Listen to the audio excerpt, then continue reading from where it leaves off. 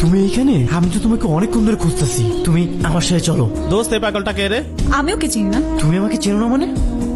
তুই যা, ওরা আমরা দেখতেছি। যা তুই।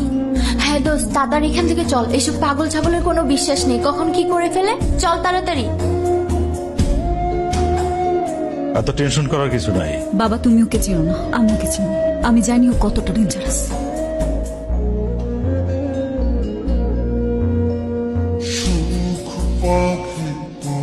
তোমাকে কিছু বলার ছিল। কিসের এত ভাব তোমার? কি মনে করো তুমি নিজেকে? তোমার কি ধারণা আমার পিছনে ছেলেরা ঘুরে না? আমার পিছনেও ছেলেরা ঘুরে, কিন্তু আমি ঘুরি তোমার পেছনে। তোমাকে কি আমি বলেছি আমার পিছনে ঘুরতে? ঘটনা কখনকার? আমার মেয়ে ডিনার করে রুমে চলে গেছে, একটু পরে গিয়ে দেখি সে আর নাই। আগামীকাল সকালে এসে থানায় একটা চিঠি করেছেন। কতদিন ধরে তোর পিছে ঘুরতেছি, পাত্তাই দিতেছিস না। তুমি আমাকে বাঁচালে কেন? তুমি কি আমাকে ভালোবাসো? তোমার জায়গায় অন্য কেউ থাকলে আমি তাকেও বাঁচাই। আমার চোখের দিকে তাকিয়ে সত্যি করে বলো তো, তুমি কি আমাকে একটুও ভালোবাসো না? হ্যাঁ বাসি তো। পার্কে বসে তোমার সাথে বাদাম খেতে হবে, হাত ধরাধরি করতে হবে, ক্যাম্পাসে সবার সামনে লুতুপুতু করতে হবে। আমি তো এত কিছু চাইনি, শুধু চেয়েছি মন থেকে ভালোবাসা। দেখ মা, ছেলেটা অনেক ভালো, ওর বাবার বড় ব্যবসা আছে। আমার বিশ্বাস তুই যদি একবার ওকে দেখিস তোর অবশ্যই পছন্দ হবে।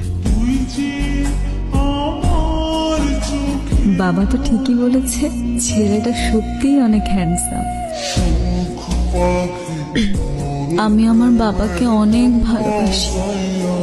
বাবাই আমার সবকিছু। আচ্ছা কি হয়েছে? তোমার বাবা কি অসুস্থ? বাবা আমার বিয়ে ঠিক করে ফেলেছে। আমি বাবাকে তোমার কথা বলেছি, বাবা কোনোভাবেই রাজি হয়নি। বাবা আমাকে বলেছে সেই ছেলেকে বিয়ে করতে হবে। ভালো থেকো।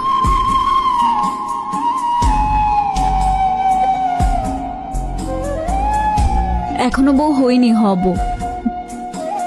তোমার মতো ছেলেকে জীবনসঙ্গী হিসেবে পাওয়া তো প্রত্যেকটা মেয়ের স্বপ্ন। আমি প্রথম দেখাতেই তোমার প্রেমে পড়ে গেছি।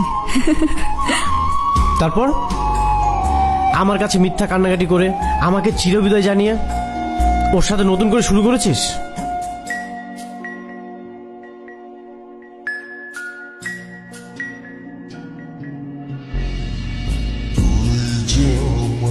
Hello, excuse me, who are you? এমন অভিনয় কেন করলি তুই আমার সাথে? তুমি এখান থেকে চললো। আমি যাব মানে? আমি কোথাও যাব না। তুই আগে আমাকে জবাব দে। এই, আমি তোর পিছনে ঘুরেছিলাম? আমি তো তোকে পাত্তাও দিতাম না। তুই আমার সাথে গায়ে পড়ে প্রেম করেছিলি।